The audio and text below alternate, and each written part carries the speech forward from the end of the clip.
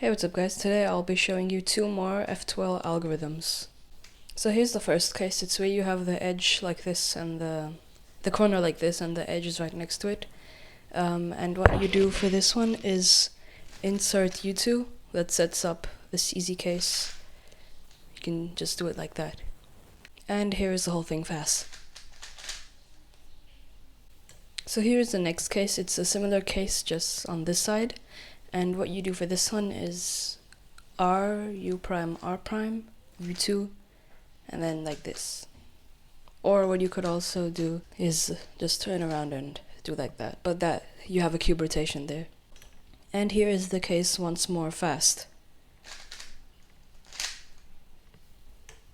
And here is the final case. It's where you have white pointing on top and these two colors are different. And for this case you hold it so like it's like this, and then you do this double seg C and then just insert. So those were three F2L cases I thought not too efficient, and then I found better algorithms for.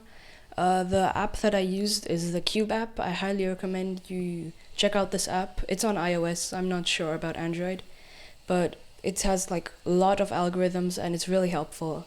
So I highly recommend you check that out. And I'll see you in the next video. Bye.